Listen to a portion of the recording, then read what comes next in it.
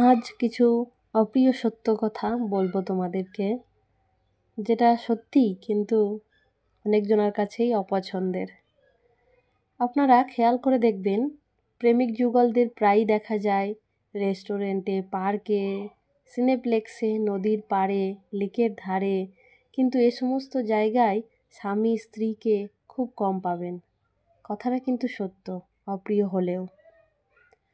প্রেমিকার ভালোবাসা পেতে নতুন মডেলের আইফোন দিতে পারলে প্রেমিকের ধন্য মনে হয়, অথচ বউয়ের জন্যে লাল কাচের চুড়িটা কিনতে গেলে বিরক্ত বোধ হয়।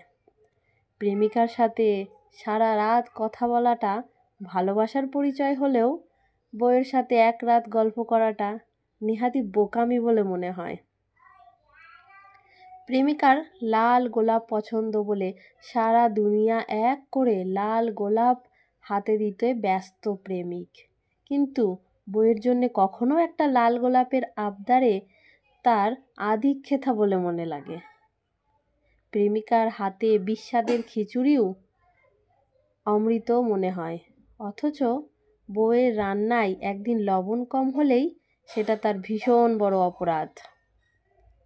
প্রেমিকার জন্মদিনে মাথায় শুধু তাকে সারপ্রাইজ দেওয়ার চিন্তা ঘুরপাক খায়, আর স্ত্রীর বেলায় হিসেবটা শুধু পাওয়ার দুয়ারেই গিয়ে ঠেকে। প্রেমিকার জন্যে 32 মাইল দূরে গিয়ে 30 টাকার ফুচকা কিনতেও বাধা, আর স্ত্রীর জন্যে মাসে একদিন সময় বের করাটা অপচয় বলে মনে হয়।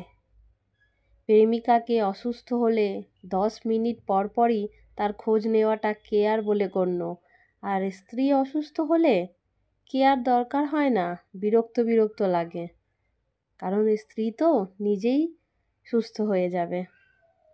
একটা অনিশ্চিত সম্পর্ককে মানুষ যেভাবে গুরুত্ব দেয়, তার 10 ভাগের এক ভাগও যদি বিবাহিত সম্পর্কে দেওয়া হতো, তাহলে এই এক জীবনে সুখের কোনো কমতি থাকতো না, আর চারিদিকে এত ডিভোর্সের ছড়াছড়ি হতো না।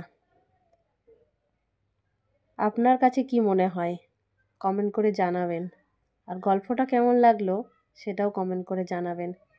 এটা গল্প হলেও আজকে এটাই বাস্তব। ধন্যবাদ সবাইকে, ভালো থাকবেন সবাই।